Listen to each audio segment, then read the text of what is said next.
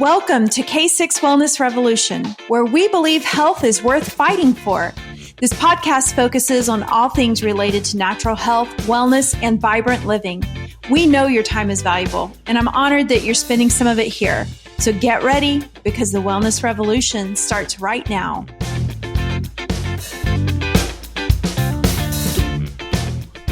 Welcome to the K6 Wellness Revolution podcast. I'm Sharon, the owner of K6 Wellness Center in Dallas, Texas.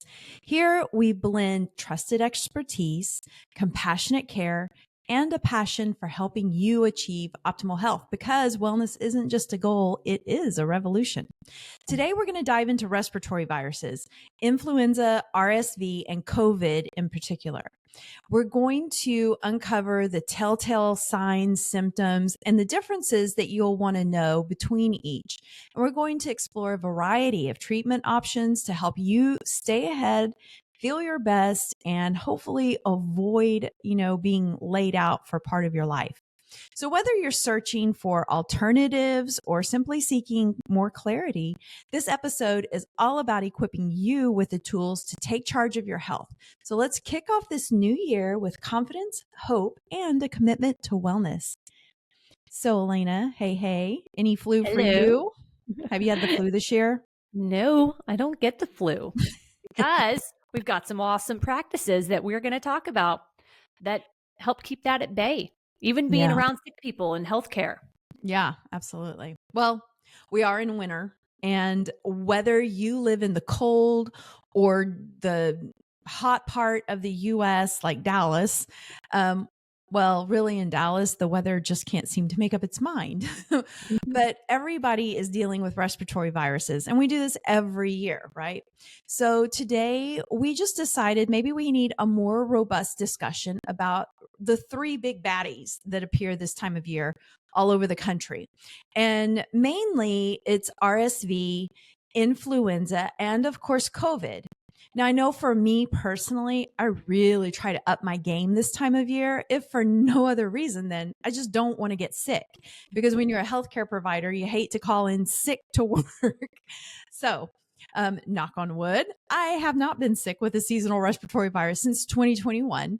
And thank God that one was over a weekend. So that was really good. I'm very grateful for that. But we want to outline what we both do consistently to stay healthy despite working in healthcare.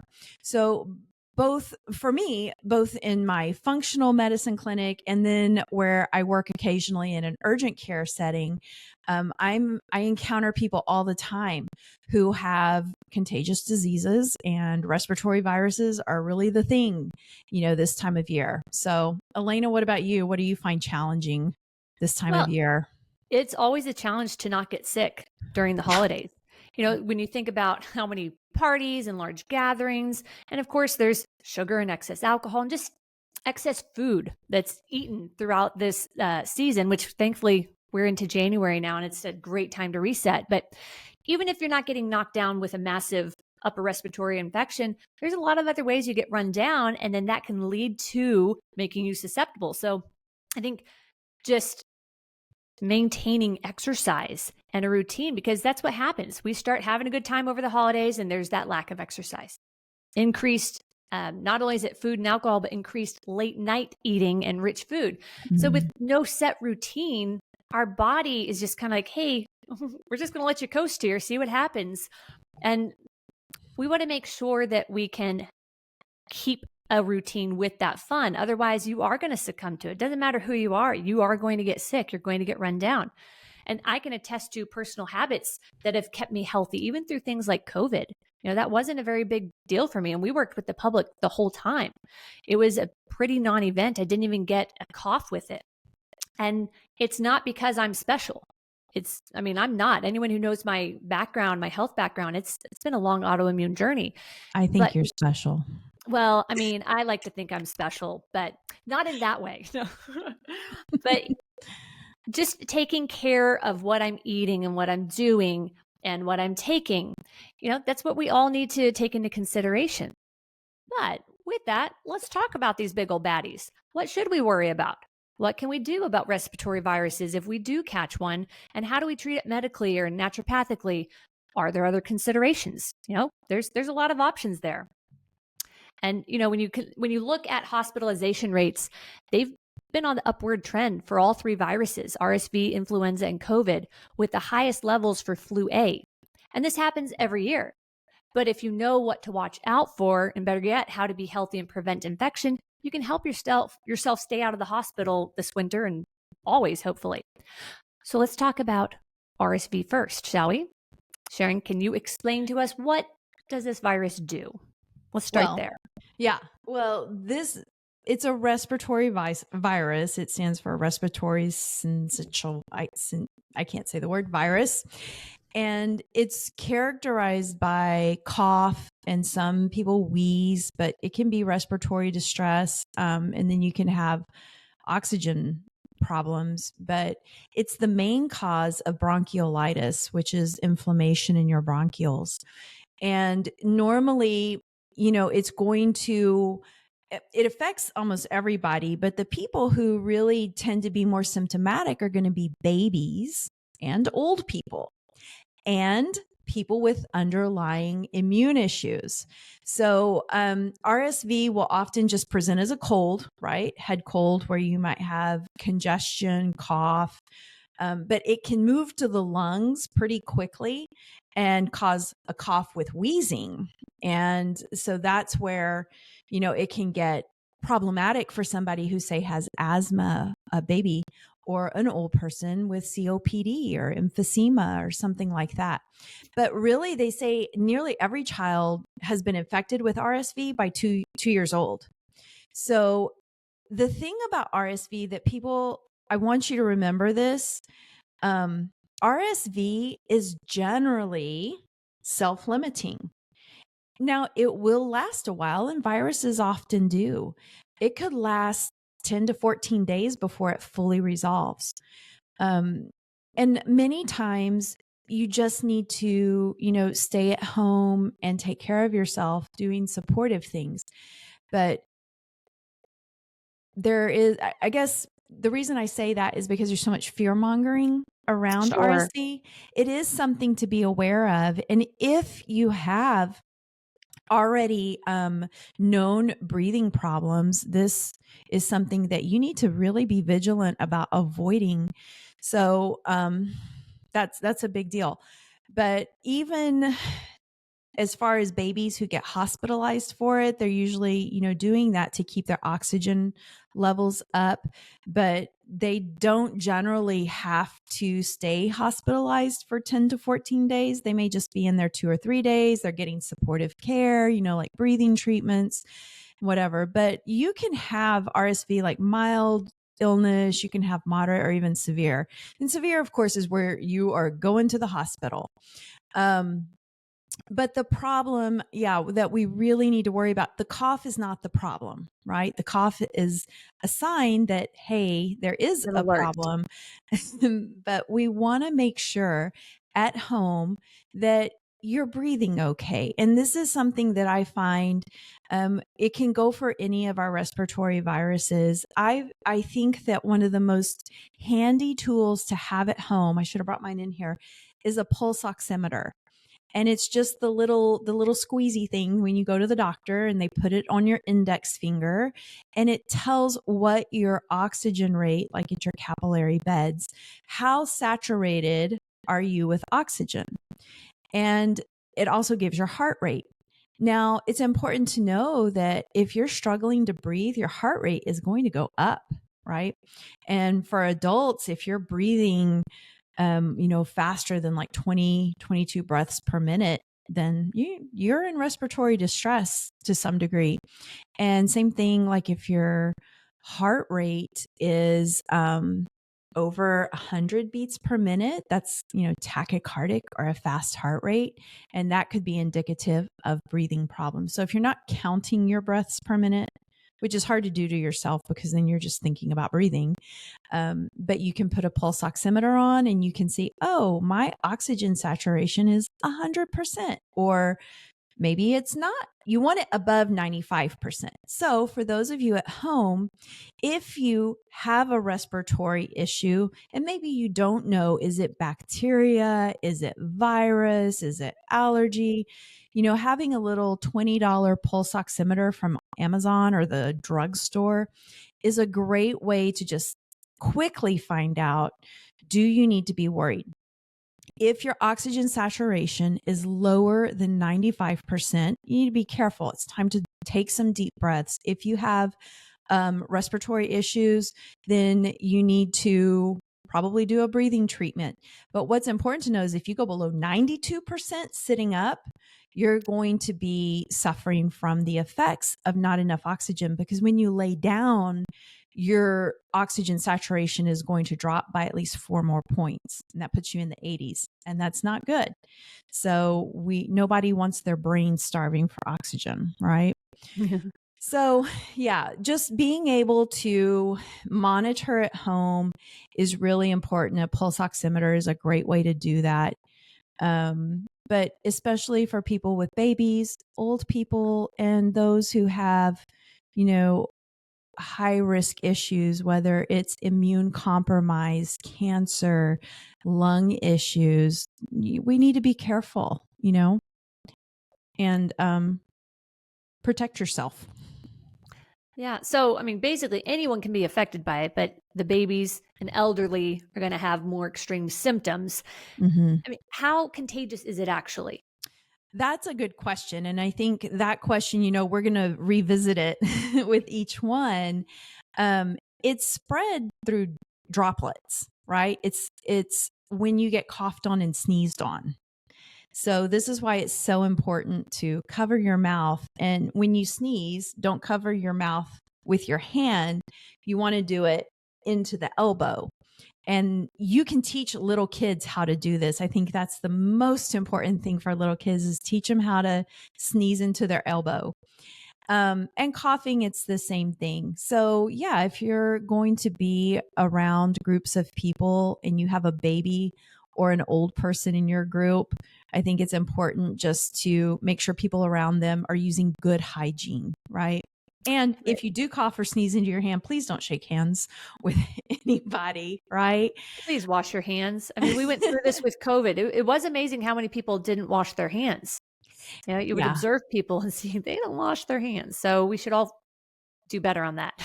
Yeah, absolutely. And, I think the natural progression of this is, well, why don't people just wear a mask? And a mask will protect you from droplets, meaning spit, right? That's flying through the air. A mask is good for that, but a mask is not going to stop a virus. They can't even see a virus, under, you have to have an electron microscope, and you think that a mask is going to stop that. It's not, but that it's not like air transmission as far as that goes. It's droplets. It's in our spit. It's in our body fluids. So that's how we avoid it. Use good hygiene. Well, and even beyond that, right? That's the first place to start, good hygiene. But then there's plenty of other things we can do. Sharon, where would you start? Well, hygiene. If you have children, make them wash their hands every time they come inside. If you've been to the store and you get home, everybody just go wash your hands. You don't need to wash your hands 15 times a day unless you're in healthcare, and then you do at least. But that helps to prevent so many things, because we all put our hands on our faces. And so good hygiene is going to be important. If you have babies and you're able to keep them out of crowded places like daycare centers or the church nursery, it really is ideal during the cold weather months. And depending on where you live, like for us in Texas, I would say October to February and March is really our cold and flu season. And I just recommend that families with little babies stay home, because unfortunately, parents don't feel, I think we have this sense of invincibility and we feel very confident. Oh, my daughter just has a cough, or she just has the same stuffy nose everybody else has. and then you just put them in the room where they're all slobbering on the same toys, and you just spread more illness, and you don't know what else is circulating either. So I'm not a fan of taking babies in crowded places, or if you have to. My daughter had one of those car seat covers, and she covers the car seat up in the winter months so you can't see the baby. Well, that's good. That works too. And then you don't have people putting their face in the baby's car seat, and that can be helpful. But as far as like the daycare centers, not everybody has that option. So many families require both parents to work, and daycare is just a necessity. So you have to do all the things you can. And that's where good hydration, and hydration means drinking water. It doesn't mean fruit juice. It doesn't mean other drinks, sodas, whatever. It's water. Practicing good nutrition, giving your children really clean protein and lots of whole vegetables and fruit foods. Not the the less processed you give your kids in general, the healthier they're going to be. But giving your kids good nutrition day in, day out, that does make a big difference. And then sleep, of course, all ages. Sleep is so important, and sleeping at the right time is also important. So not staying up late, not burning the candle at both ends. And this is for all ages. All of this becomes more important because we don't live in a perfect world. And sometimes we have to go to crowded places, or we have to be in groups where we can't choose who's going to be there. And so you have to have a really good foundation.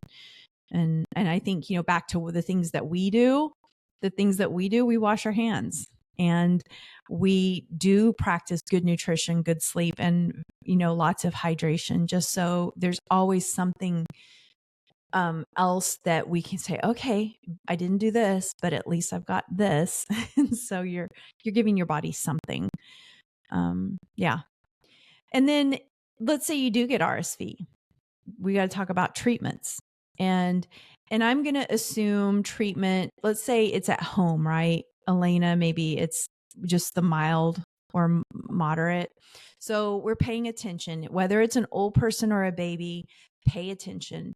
Are they in respiratory distress? Is there wheezing? Those are times when you do need to call the doctor or go to urgent care and get things checked out. But treatment is mostly supportive. It's going to be supplemental oxygen, possibly, right, with a nasal cannula, or nasal irrigation. If you're at home and stuffy and you just can't breathe, do the nasal irrigation, like the NeilMed sinus rinse, the sinus Sinupulse is a good one. And then they have these aerosol cans now. And I haven't used one of the aerosol cans. Have you? Oh, I have. I Do keep you those love on it? hand. You like it? Yes. I mean, yeah, I've got airway problems. So, I Yeah. might not get the bad cough, but I've got breathing problems, and that makes a big difference. It's Yeah. handy. My husband swears by those aerosol cans. Probably not the cleanest thing in the world, but they do make a difference. When you're congested and can't get oxygen, Yeah. an oxygen You got to can, breathe. You got to breathe. the Yep. better alternative to suffocation. Yeah. And then nutritional support. And I think, nutritional support being vitamin D, which that's what we make when we're in the sunshine. And so if you live your life indoors, you need to be supplementing vitamin D. It's going to help you. And just, again, like we talked about, just good nutrition. So if you're advanced, and you go to a medical doctor, you may get recommended some antiviral therapy, depending on how long your symptoms have been present, and some other factors like, immune capability and all of that. But it is always important, no matter where you're at, to provide the supportive care at home. And I think I want to stress this because I see so many people suffer because they get sent home from the doctor, or they couldn't get into the doctor, or they were told, well, it's just a virus, go home and rest. And they go home and do nothing and eat pizza. But that's the worst thing you can do. You can do so many things at home that can make such a big difference in healing from respiratory virus, whether it's RSV, COVID, influenza. Plus, it's so easy to keep an eye on your oxygen when you have a pulse oximeter. It's so simple. I do want to mention there is a vaccine, And for pregnant women and older people over 65, generally they're going to recommend that. We have other feelings about vaccines, but I just read an article getting ready for this. FDA just updated the warning label of both Pfizer and GlaxoSmithKline's RSV vaccines because there are increased incidents of Guillain-Barré syndrome in the 42 days following vaccination. So Guillain-Barré, it's a rare neurological disorder, but it's basically, starts at your feet, moves up. It's an ascending paralytic condition, and it is bad. You can't just because you get a vaccine, you can't assume you're not going to get the disease. And that goes for anything because you're not guaranteed that the immunity is going to last. And I think that we would all be wise to still focus on supportive care and prevention through good, healthy living. We don't want to put all our eggs in one basket.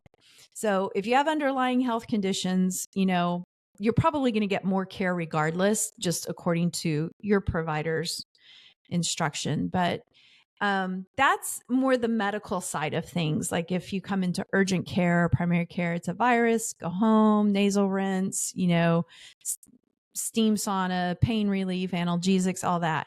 But now let's talk about the other side of the coin. So if I don't go to the doctor all the time or I couldn't get in and, with wheezing and cough, Elena, what would you tell somebody to do?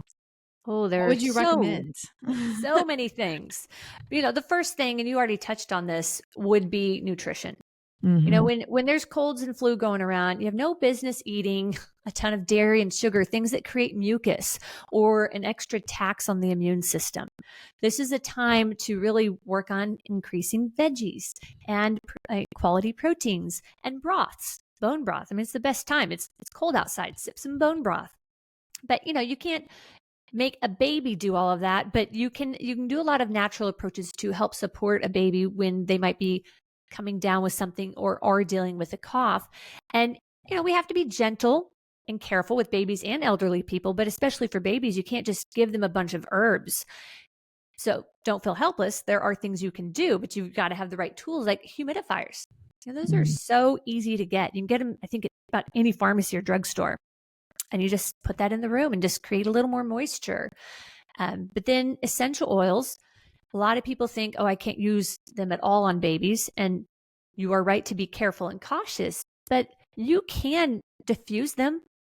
That's putting a little more moisture in the air with the essential oils and things that can kill viruses and help clear mucus. And then you can put them on topically, but very, very, very little. And the best ones would be frankincense, lavender, lemon, eucalyptus.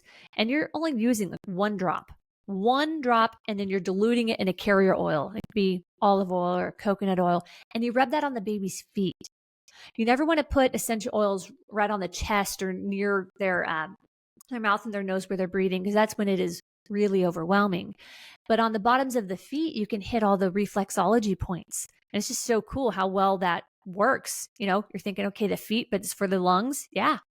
Because on your feet, we have different points on our feet that reach the different organs via the meridians. And on your foot, if you get on like the bottom of the middle toe, that is a great point for sinuses. So if you rub True. those oils at that point, and then the middle of the foot on the bottom, like kind of right in the middle, that's the point for the lungs. So if you were to take the essential oils mixed in a carrier oil and rub that all over the little baby's feet, it's going to open up sinuses and lungs. And it's great for elderly people too, because sometimes their skin's getting more sensitive and they can't handle the oils directly put on. And always test a little area before you try to apply, thieves, which has cinnamon and cloves. You put that all over your chest and you can start burning. So always be moderate. Less is more with essential oils, in my opinion. Would you agree, Sharon? Oh yeah, for sure. We Yeah. overdo it all the time. Yeah. But then, for elderly, you could, or adults, right? You could use a nebulizer. Those became really popular in COVID, but they work for any kind of upper respiratory ailment because that's going to help drive some nutrients directly into your lungs, and it can bring a lot of relief. But then, there's modalities that we have here. If you're local, we've got Rife technology, which we have an entire podcast on that previously. And it's just a great frequency modality where you can use that on babies and elderly and pregnant women. I mean, it's safe for everybody. I think technically they say don't use it on pregnant people, but lots of pregnant people do it. It's just not studied. Right. I mean, it's like most things herbs. that aren't. Nobody Right. studies herbs on pregnant people or Right. drugs. Who wants that risk? Yeah. Not me. But this is also a good time to consider a clearing. And we do clearings for allergies and for viruses and bacteria, colds, flus, and we do those virtually and in person. And it's just a simple little tool to help desensitize your body's reaction to whatever toxin or illness you're dealing with. And so to clarify, that's an acupressure technique that we do to distract and kind of reboot the system, if you will, to make the body focus on something different, right? Other than an allergen sensitivity, viral process. Yeah. And they're really effective. It's easy. It's simple. But another thing is lymph work. Don't ever forget lymph work. I don't know if we've ever had a podcast where we haven't mentioned lymph because it has to do with everything. Your lymph is your body's garbage can. And it needs help, especially when you're fighting something, because your lymph nodes are the little washing machines in your body. They're cleaning the viruses in your blood, all the toxins, and it's trying to clean it out. So give it a little boost, dry skin brushing, vibration platform, or come into our office. We've got lymphatic therapies. We have LymphStar and Flowpresso. And then there's also frequencies on Rife for lymph. Mm-hmm. And for some people, that's a better option because, it is a little more affordable and more passive, but it can be very helpful. And, beyond those things, if you're an adult who can handle some stronger remedies, you can do the essential oils that are applied directly to the chest, or don't forget those feet, even for adults. And then there's herbs. Some of the top ones that we like to use would be mullein or NAC, quercetin, thyme, ginger. There's a lot of blends that will have that in it. And if you can get those at the very beginning of, feeling like you're coming down with something, you're going to have a lot shorter time that you're feeling under the weather. But then colloidal silver. Love colloidal silver. That's such a mainstay in my medicine cabinet. Yeah. Because that can be very helpful. And I like to use it up the nose and in the ears because that's how a lot of viruses enter the body. So I love and hate it. If any of our listeners haven't tried it, the colloidal silver up the nose is so effective, and it'll burn for a couple seconds. But then it clears everything out and you get this relief. So it is worth doing it, but you might need a little guide the first time you do it. Yeah, for sure. But then steam saunas, or just a hot bath or shower for anyone of any age. If a baby can't take a shower, at least put them on the edge of a bath or a shower where they can breathe in some steam. And you can put some essential oils in the bath or in the shower that'll bring out, eucalyptus or thyme, myrrh, different oils that will help open up the lungs there. But you can also use these same things in herbal tinctures and teas. I mean, there's just so many things you can do. But here's the biggest one I should have mentioned first: homeopathics. I think homeopathics get forgotten. We always think we have to do more, but there are homeopathics that will help relieve all the different symptoms as well as protect you from coming down with viruses. And there's a lot of information out there and there's a lot of availability. Go to any health food store. I think even Kroger has homeopathics. So it can be hard to know which one to use when, but that's when we can help. And those are easy appointments to do virtually to see, okay, what homeopathic should I have on hand in my medicine cabinet for the symptoms of XYZ? And then we can customize it for each individual because some people will react and respond better to others. So it's just good to know what your body's going to need. Mm-hmm. And then one of my favorites, nature's cough syrup, honey. You don't want to use that for babies, right? You don't want to use it for any baby that's 12 months or younger, but anyone older than that, don't forget about that. I think almost everyone will have honey in the pantry or the cupboard. And it's a great tool when that cough is becoming, unbearable. So just remember all the tools that you might have in your cupboard as it is. There's so many other things you can do, but I think that hits on the biggest ones. And then I think you mentioned already, Sharon, the sinus rinsing. Yeah. Sinus Sinus rinsing, rinsing's amazing. it is. It's just a great way to clean out what is festering in your sinuses. Yeah, listening to you talk about the essential oils, it reminds me of this. It's an old-fashioned folk remedy, but they used to have you rub like Vicks Vapor Rub or mentholatum on your feet at night at bedtime and then put socks on and just go to bed.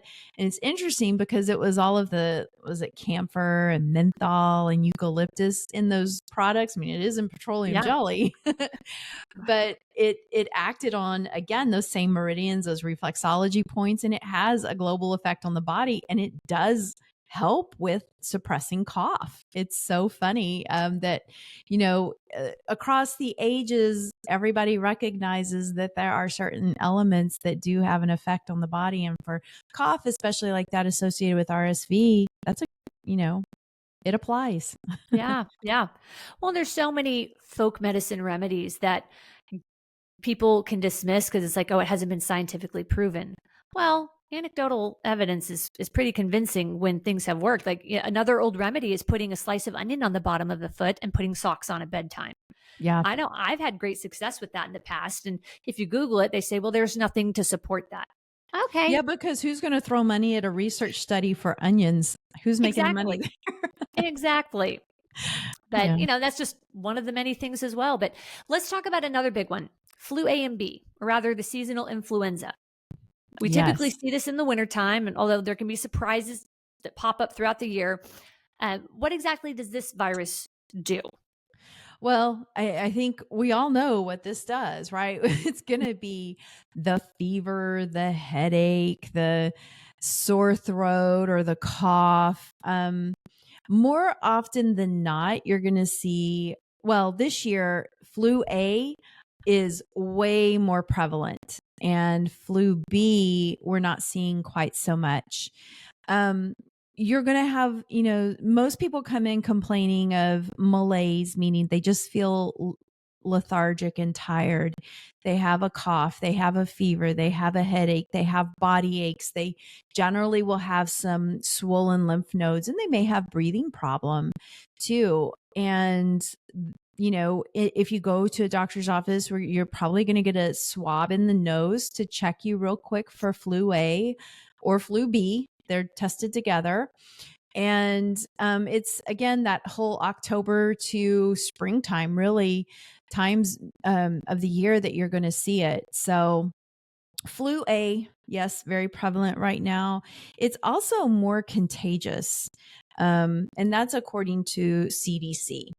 So I don't know, is it more prevalent? So we think it's more contagious because there's just more people running around coughing and sneezing on people. I don't know.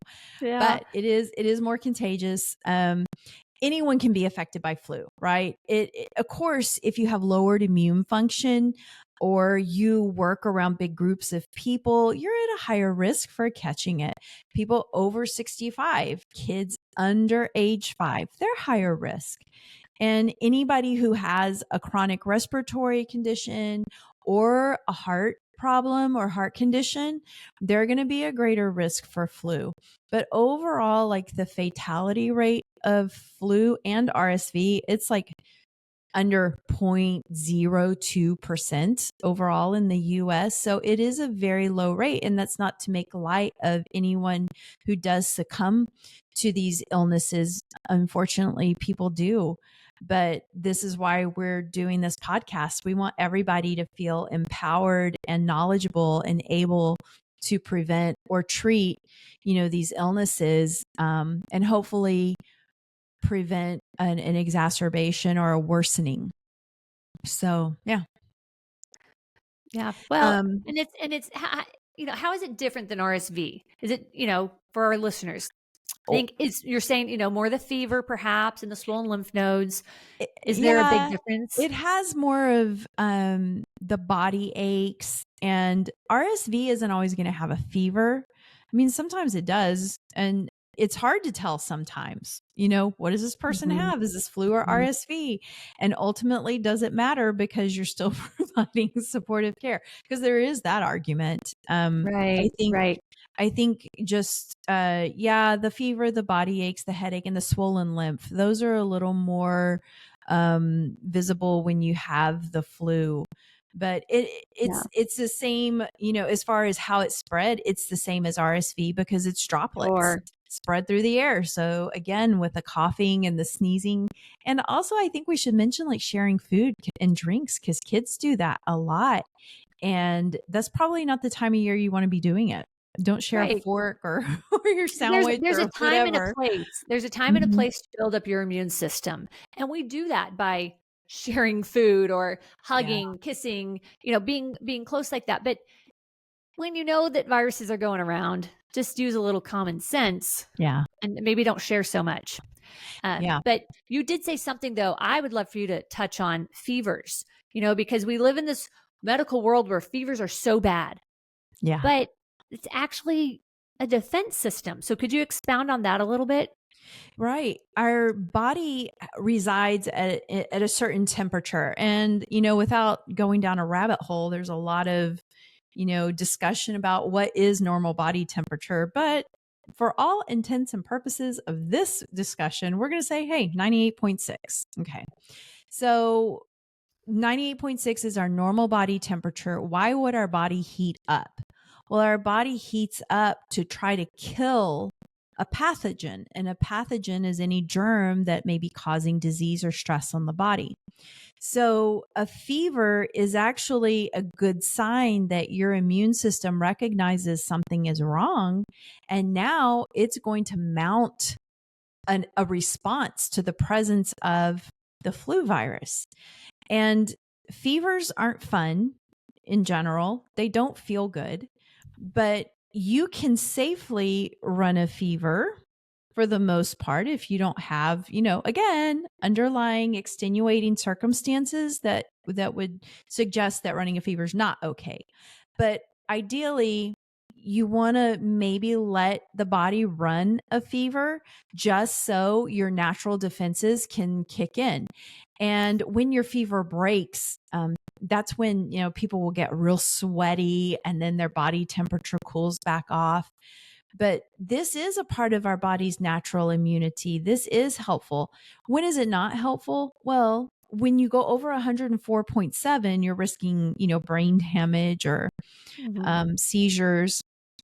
And now, in this discussion, I think we should recognize that there is something called a febrile seizure, and children can have this. And some children will hallucinate at 101 temperature, or some kids will even have a seizure.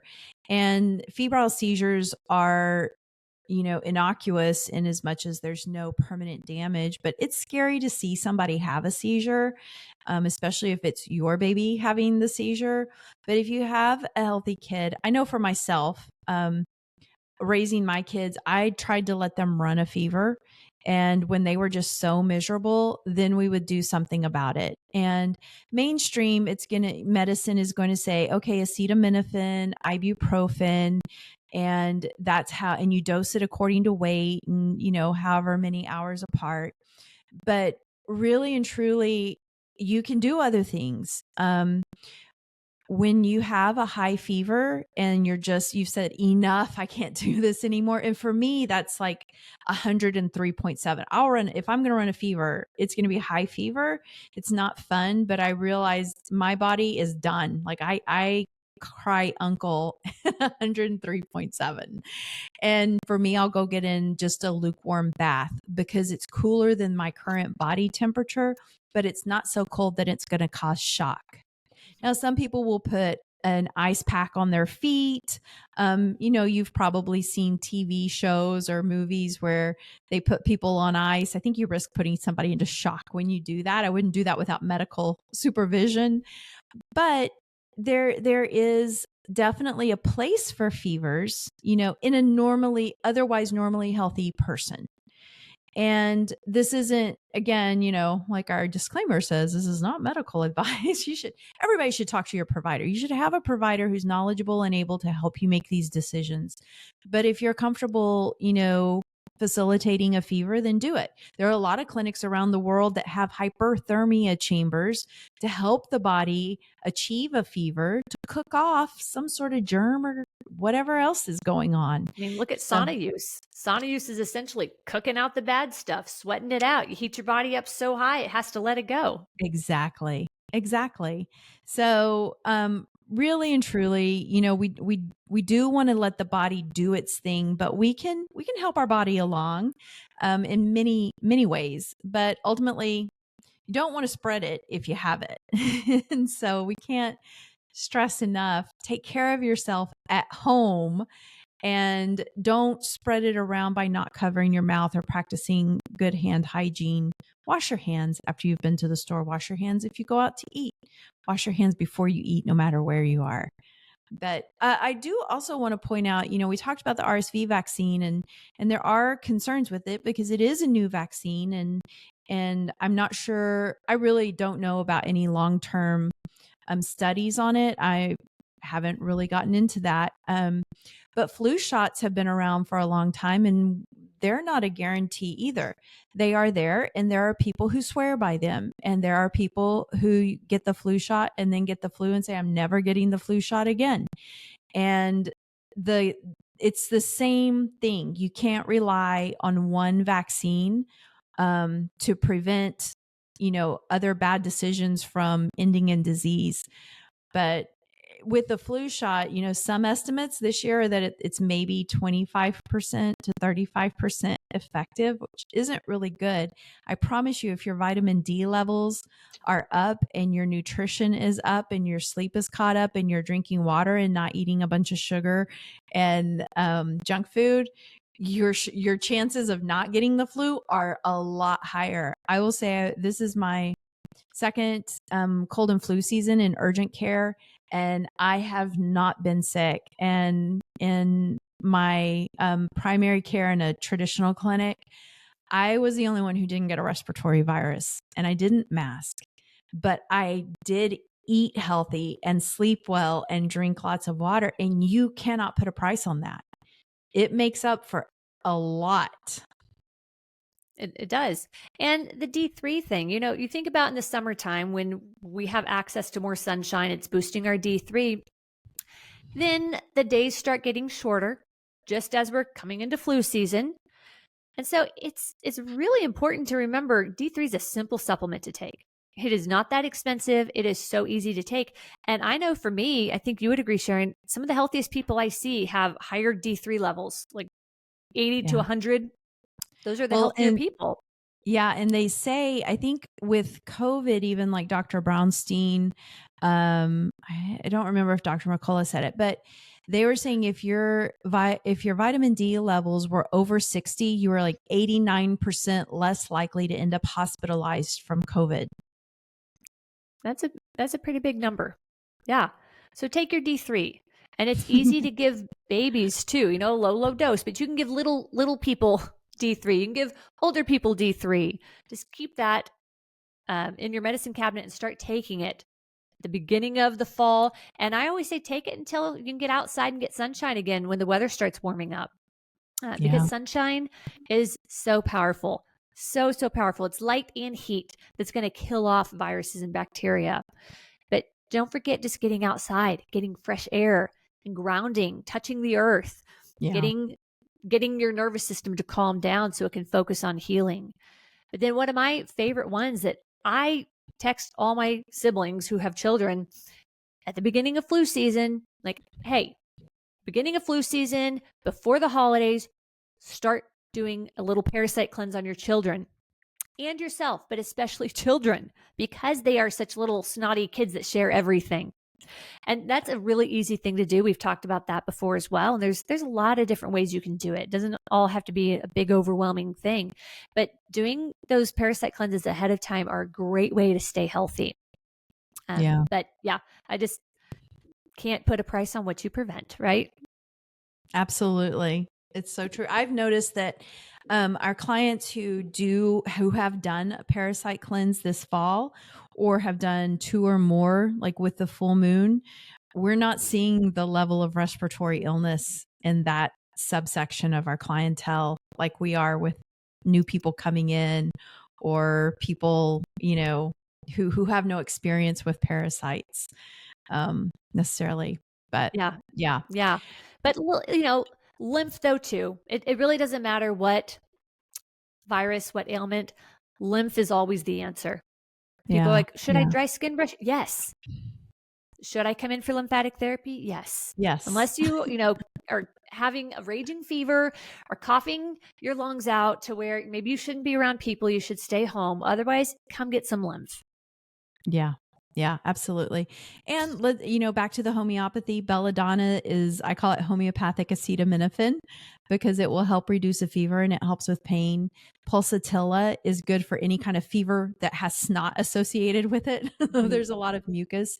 That's a good one. But for the flu, oscillococcinum, and I can't say that very well, but I think I said it right. Better But than you me. can see it. You'll recognize it at the health food store because you're going to go, what in the world is that? And it's spelled, well, I don't know how it's spelled. OSCILLOCOCCINUM, maybe. I'm close. I mean, But super oscillococcinum. califragilistic. Yeah. A lot of people will take this once a week as a preventive, but you can also treat in the very early stages of respiratory illness or cold or flu like symptoms. You can take this and hopefully shorten the duration and kind of mute the effect. Really So, good for babies. yeah, Once again, it's because safe. you're getting You're not ahead of gonna, it. and you're not gonna hurt a baby with it. Yeah. Yeah. Okay. Well, that was flu. Let's talk Yeah. about the big one, right? Okay. COVID. How do we even have a conversation about it differently than we do the flu? Let's start there. Well, it's mainly differentiated by test results. I mean, that's not a fair statement all the way around. But symptoms No. are very similar to flu and sometimes RSV. But there are a few distinguishing factors. For me, a lot of times in urgent care, I have no idea until I just test people. We don't even know what it is because you can have any of these symptoms with any of these illnesses. But COVID is a little better known for people who say, oh, I woke up and I had no sense of smell, like smell and taste were gone. And that seems to be fairly unique to COVID. But I think it is a good question and we kind of struggled with this, but COVID is a manipulated version of a coronavirus. Coronavirus is a virus that is responsible for colds, right? There are so many upper respiratory viruses like rhinovirus, adenovirus, coronavirus, metapneumovirus, influenza, RSV. They're all upper respiratory viruses. COVID is different because it was manhandled and manipulated, right? And so Right. for people who were compromised with regard to other health issues, it did prove to be more detrimental. But it does affect people differently, but still most people who get it, it's mild to moderate illness and you're going to treat it the same way. It's still going to be supportive care short of you going in the first 72 hours and getting tests, first 72 hours of signs and symptoms. And you can take an antiviral. I, as a naturopath, am not a fan of these because they're not proven to greatly shorten the duration and they're biologic drugs. And I think those are very unproven as far as long-term outcomes. So, but COVID can involve, extreme fatigue, cough, fever, headache, body aches, breathing difficulties. And we still want to treat it with supportive Right. therapies. And that's where, I hope our listeners know I'm not making light of it, but we often can think, oh, this is a special case virus, upper respiratory type virus. Like it's not. You really do a lot of the same things. And I mentioned parasites. I didn't mention the big I word, ivermectin. It's a great time to bring up ivermectin. It got popular with COVID but it's been useful and effective long before then for cancers and viruses. And it's not just livestock. People have used it, and this isn't, always a popular opinion, but when you are trying to boost your immune system, you do really want to take away anything that could be stressing your body from healing itself. And, the supportive effect of a parasite cleanse, once again, is one of the most valuable things that you could possibly do, especially before the holidays. But just even when the weather's changing, it's a good time to think, hey, let's build my immune system. And we do this all the time. We can walk any listener through the best way to build your immune system ahead of time. And then when you're in it, we can also guide you on what's going to be the best tools for you. Being sick doesn't have to be this big, scary thing.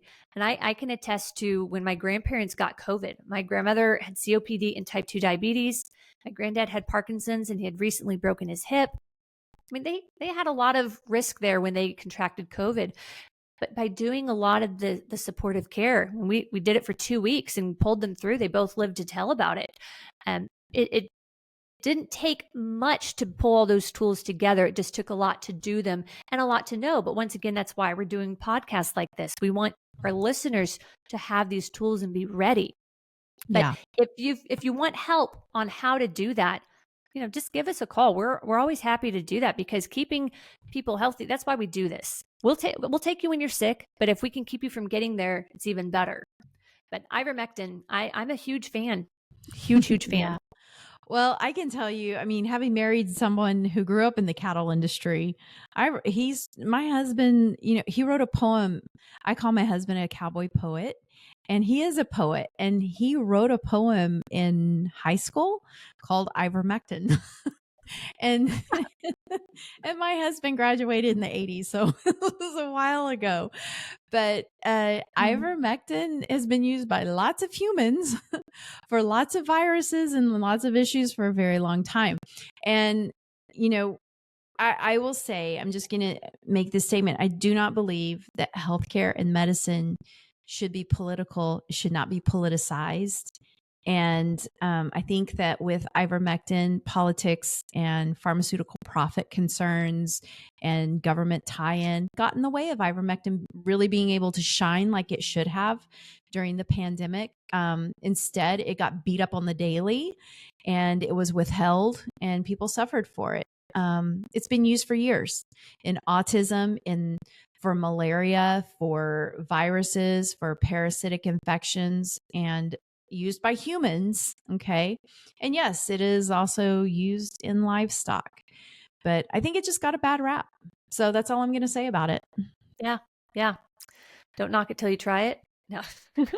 Let's go even deeper. Oh, okay. Let's talk about bird flu, because this one also just raises a lot of questions on my part. Like, okay, what are they doing now? So do we really need to worry about this one?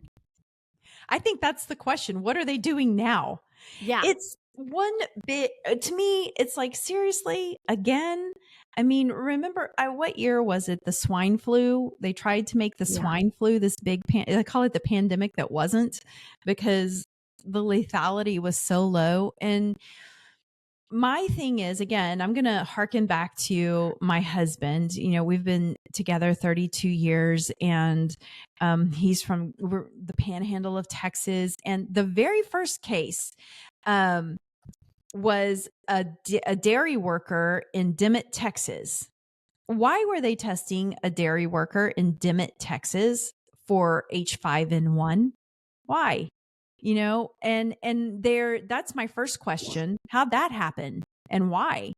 And because there wasn't like this big death toll in the cows, but we have record of animal to human transmission, but there's no human to human transmission. And the only people who have gotten it seem to have gotten it from being around sick cats or eating sick chickens that I've read. And so to me, it's like, well, how did this one get manipulated? Because I don't think this is, it's not from a wet market. We haven't said it's started on a dairy. I think that, most people have enough wherewithal to question these things now, knowing that gain of function is a thing, knowing that There are entities out there who are curious enough to go to the dark side to see how bad they can make a virus. And I think that with H5N1 or the avian flu or bird flu or whatever you want to call it, there's just way too many inconsistencies and unknowns. There's a distinct lack of human cases. I think California declared a crisis because there was one case. And I think that that's just, I think it's sensationalism, and I'm not going to take part. I felt like, that happened in 2020. We worked all the way through it. We helped a lot of people with supportive care. And no matter what happens with this whole H5N1, we're still going to be here providing supportive care, education, and resources and as we learn more, we'll do better. But with this, we just have not seen something that demands a different answer. Yeah. Well, and that just brings it back to whatever new virus is out there, whatever immune system support isn't a new thing. Yeah. Taking care of your health and being proactive, that's not a new thing. That starts today. Yeah. If you're not already doing it, it is easy to do. And that will make you feel like you're in charge of your health more than anything if you know you're taking the steps and doing the things that are going to boost your immune system. Yeah. Yeah.